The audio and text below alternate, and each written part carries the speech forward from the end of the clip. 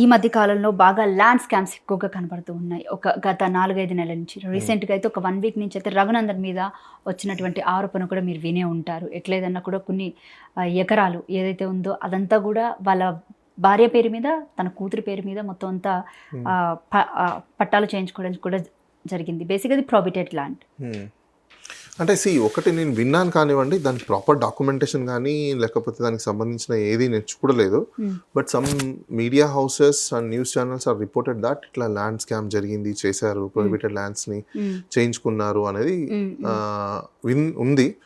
But somehow దాని evidence లేదని ఉంటే మాట్లాడితే బాగుంటుందని నా ఒపీనియన్. ఎస్ ఆఫ్ కోర్స్ ఉన్నాయి. అంటే ప్రతిదీ విత్ డాక్యుమెంటేషన్ తోటే ఉంది. మీరు ఆపర్చునిటీ ఇస్తానంటే మనం నెక్స్ట్ డెఫినెట్లీ మీరు నెక్స్ట్ అకేషన్లో నాకు దానికి సంబంధించిన డాక్యుమెంట్స్ ఏవైతే ఆన్లైన్లో దొరుకుతాయి. ఇప్పుడు ఏం పెద్ద అక్కడ ఏం హైడ్ అండ్ ఇన్ఫర్మేషన్ ఏం లేదు, ప్రతిదీ ఉంది. మీరు అక్కడ కొట్టి తీసారనుకోండి, ఈజీగా పబ్లిక్ కూడా మనం చూపించవచ్చు.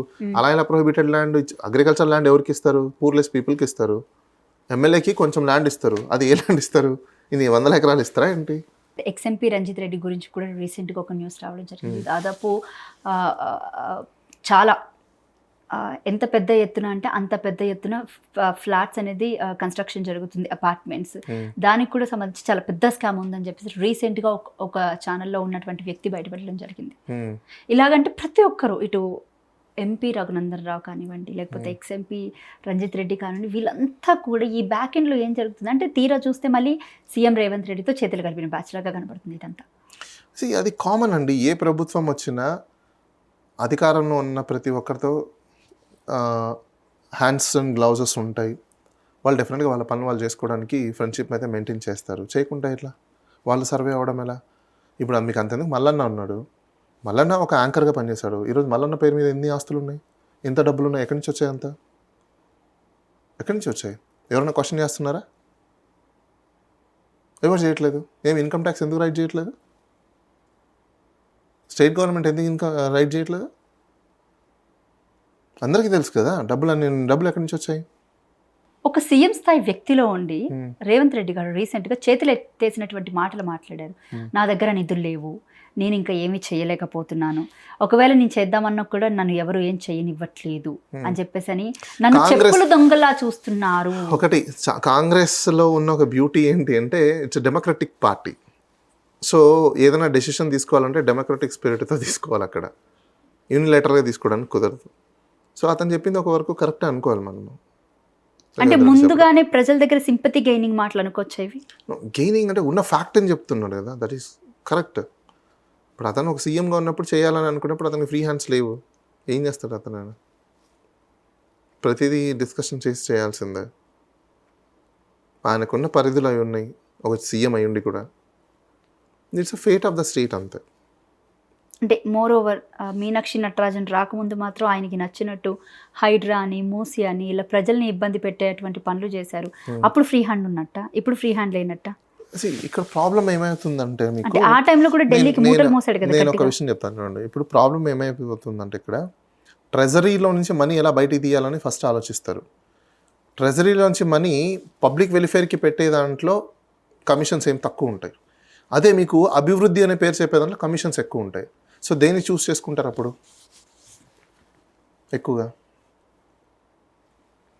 పొలిటికల్ లీడర్ అయితే మీరు చెప్పిన ఫస్ట్ దానికి వెళ్తారు. ఫస్ట్ దానికి వెళ్ళరు, ఎందుకంటే అక్కడ డబ్బులు తీయలేరు కదా. వెల్ఫేర్కి తీస్తే వెల్ఫేర్ అది యూజ్ అయిపోతుంది, వీళ్ళకి కమిషన్స్ రావు కదా. వెల్ఫేర్లో స్కామ్ చేయాలంటే కష్టం కదా. అదే మీకు అభివృద్ధి అని చెప్పి కాంట్రాక్టర్లకు ఇచ్చే మనీ దానిలో ఈజీ మనీ కదా, అది అక్కడ ఈజీగా చేసుకోవచ్చు, మీరు డబ్బులు వస్తాయి కదా. మరి దీన్ని చూస్ చేసుకుంటారు కానీ దాన్ని ఎందుకు చూస్ చేస్తారు? అనేటప్పుడు వెల్ఫేర్ అనేదాన్ని చూపిస్తారు బూచిగా అంతే. అంటే మన సమాజంలో నాకు తెలిసి భారతదేశంలో మొట్టమొదటిసారిగా 100కి 100% డెలివరీ చేసిన ఏకైక పార్టీ ఏదైనా ఉందంటే అది ఆంధ్రప్రదేశ్లో గత 2019 నుంచి 24 వరకు 100% వెల్ఫేర్ మీద పెట్టిన పార్టీ భారతదేశంలో. నా భూతో నా భవిష్యత్తు, అలా ఎవరు చేయలేరు. సెకండ్ ఉంది తమిళనాడు. థర్డ్ లాస్ట్ టీఆర్ఎస్ ప్రభుత్వం ఏదైతే ఉండిందో 18 to 23 టీఆర్ఎస్ కూడా వెల్ఫేర్స్ మీద పెట్టింది. రైతు బంధు అని చెప్పేసి అని, కళ్యాణ లక్ష్మి అని చెప్పేసి అని, లేకపోతే రకరకాలుగా ఇలా ఇస్తూ వచ్చింది. అంటే ఇక్కడ ప్రజల థింకింగ్ ఏ రకంగా ఉంటుంది? నెక్స్ట్ స్టెప్స్ అయితే అసలు ఏ విధంగా ఉండొచ్చు అంటే ఒక్కటే గుర్తుపెట్టుకుంది, 10% ఓట్ బ్యాంక్ బేస్ మీదనే గవర్నమెంట్లు అనేది చేంజ్ అవుతాయి. ఈ 10% ఓట్ బ్యాంక్ ఎవరు అనేది ఫైండ్ అవుట్ చేసి ఐడెంటిఫై చేసి వాళ్ళని పోలరైజ్ చేస్తే గవర్నమెంట్ అటు ఇటు మారిపోవడం ఈజీ. అంతకుమించి ఏం లేదు, పెద్ద రాకెట్ సైన్స్. అంటే ఈ హామీలు పథకాలు ఇవన్నీ అవసరం లేదా మరి? మీరు అది ఆ హామీలు ఇస్తారా, పథకాలు ఇస్తారా, ఏమి ఇస్తారా అని చెప్పేసి మీరు ఆ 10% మీద ఫోకస్ బేస్ చేసుకొని ఉంటుంది ఏమి ఇవ్వాలి అనేది. ఈ 10% ఊరికేం రారు కదా, ఈ 10%కి ఏదో ఒకటి ఇవ్వాలి కదా. మరి ఏమి ఇస్తారనేది డిసైడ్ చేసుకోవాలి పార్టీస్. అవి ఎవరు వాళ్ళు అనేది ఐడెంటిఫై చేసుకోవాలి. ఐడెంటిఫై చేసుకున్న వాళ్ళకి ఏమి ఇవ్వాలి అనేది వాళ్ళు చూసి చేసుకోవాలి. ఓకే, అంటే ఇదే విషయానికి వస్తే కనుక రాష్ట్ర ప్రభుత్వం దగ్గర నిధులు లేవు అంటూనే మరి అందాల పోటీలకి ఏకంగా 200 కోట్లకు పైగా పెట్టుబడులు పెట్టడం జరిగింది. మరి దాని గురించి ఎలా డిస్కస్ చేసుకోవచ్చు? దెన్ అలాంటప్పుడు మిస్యూజ్ చేస్తున్నప్పుడు అపోజిషన్లో ఉన్న వాళ్ళు అసెంబ్లీలో వాయిస్ రేవనెత్తాలి, లేకపోతే కోర్టులలో కేసు వేయాలి. అంటే మనకు అసలు అవి అవసరం అంటారా? నిజంగా తెలంగాణ స్టేట్ అభివృద్ధికి ఇలాంటి పోటీలు ఉపయోగపడతాయా? యా, ఖచ్చితంగా ఉపయోగపడతాయి. ఉపయోగపడవు అనేది మనం చెప్పడం లేదు, ఎందుకంటే ఫ్యాషన్ టెక్నాలజీ కూడా ఇప్పుడు one of the source of income అయింది కాబట్టి దానికి సంబంధించిన ప్రోత్సాహం కూడా స్టేట్ గవర్నమెంట్ చేయాలి. రైట్, స్టేట్ గవర్నమెంట్ చేయాలనుకున్నప్పుడు దాని నుంచి కూడా సోర్స్ ఆఫ్ రెవెన్యూ ఉంటుంది. డైరెక్ట్లీ ఇండైరెక్ట్లీ రెండు ఉంటాయి. ఇప్పుడు మళ్ళీ ఆ సబ్జెక్ట్ ఓరియంటెడ్లో చేసే వాళ్ళకి ఆపర్చునిటీస్ రావాలి, ఇండస్ట్రీ రావాలి అంటే ప్రమోషన్స్ అనేది జరగాలి కదా. ఇప్పుడు వరకు అంటే 2 తెలుగు రాష్ట్రాలు ఇండియా పరంగా ఎక్కడైనా ఫ్యాషన్ షోస్ జరిగాయి అంటే రైట్, జరుగుతాయి. ముంబైలో వాటిలో జరిగాయి చూసుకుందాం. బట్ 2 తెలుగు రాష్ట్రాల్లో ఎప్పుడైనా జరిగాయా? అట్లా అనుకుంటూ కూర్చుంటే కష్టం అండి. ఇప్పుడు అప్పుడు జరగలేదు కదా, ఇప్పుడు జరగాలంటే ఇప్పుడు మీకు చిన్న ఎగ్జాంపుల్ అంటే ఓకే జరిగాయి అంటే జరిగాయి, కానీ ఏ కంట్రీలో అయినా కూడా ఇలాంటి ఫ్యాషన్ షో అనేది గవర్నమెంట్ నిర్వహించడం మీరు హిస్టరీలో చూసారా? Government support, but government never. I'll tell you one thing. See, government support, government చేయడం రెండు ఒకటే, నథింగ్ డిఫరెన్స్ దేర్. బట్ ఇక్కడ మనకు అర్థం కాదు ఏంటంటే మనం ఇంకా మూస పద్ధతిలో ఉన్నాం. కొత్తతనం వచ్చినప్పుడు యాక్సెప్ట్ చేయడానికి రెడీగా లేము. అప్పుడు చేయలేదు కదా, ఇప్పుడు ఎందుకు చేయాలి? That's your problem, your ideological problem. Previous వాళ్ళ ఐడియాలజికల్ ప్రాబ్లమ్ చేయలేదు, అది వాళ్ళ fault. See, the cosmetic world కదా అదంతా. End of the day government has taken stand and decision that దీనివల్ల ఉపయోగం ఉంది, దీనివల్ల రెవెన్యూ సోర్సెస్ ఉంటాయి, ఆపర్చునిటీస్ పెరుగుతాయి, దీనివల్ల మీకు టూరిజం పెరుగుతుంది, దీనివల్ల సినిమాటోగ్రఫీ పెరిగే అవకాశాలు ఉన్నాయి, ఇక్కడ ఆపర్చునిటీస్ వచ్చే అవకాశాలు ఉన్నాయి. ప్రమోషన్ చేయడంలో తప్పలేదు. ఆ ప్రమోషన్ అనేది మిస్యూజా లేకపోతే స్కామ్ ఏదైనా ఉంటే yes, that's your right, you can question. But ఆ ప్రమోషన్ చేయకూడదని ఎక్కడ ఇది లేదు కదా. రైట్, మీరు అన్న పాయింట్కి వద్దాం ఒకసారి. ఫర్ ఎగ్జాంపుల్ అదర్ కంట్రీస్కి చూసుకుంటే అక్కడ అగ్రికల్చర్ కానీ లేకపోతే ఇలాంటివి థింగ్స్ అని చాలా అంటే చాలా తక్కువ. సో ఈ ఫ్యాషన్ వరల్డ్కి సంబంధించి ఏదైతే మీరు అన్నట్టు అవకాశాలు కానీ, ఉపాధి కానీ, వాట్ ఎవర్ వగైరా ఏదైతే ఉంటుందో ఆ అంటే కార్పొరేట్ కంపెనీస్కి ఇలాంటి ఫ్యాషన్ షోస్ బాగా ఉపయోగపడతాయి, వాళ్ళు అభివృద్ధి చేయడానికి ఉంటుంది. బట్ ఇక్కడ how government will deal this? రెండోది ఎలా డీల్ చేస్తారు? ఎందుకంటే ఇక్కడ అగ్రికల్చర్ అది చాలా ఎక్కువ, ఇక్కడ పనులు వేరే, ఇక్కడ థింగ్స్ వేరే. దెన్ దట్స్ వాట్ అండి. మీరు ఇప్పుడు అది చెయ్యకూడదు అనేది రూల్ ఏం లేదు. అగ్రికల్చర్కి చేయలేదు అన్నారు, దెన్ ఫైల్ ఏ కేస్. అగ్రికల్చర్ చేశారు ఫ్యాషన్ వాళ్ళకి చేశారు, మాకెందుకు చేయలేదు, ఆర్టికల్ 14 వైలేషన్ అని చెప్పి వేయండి.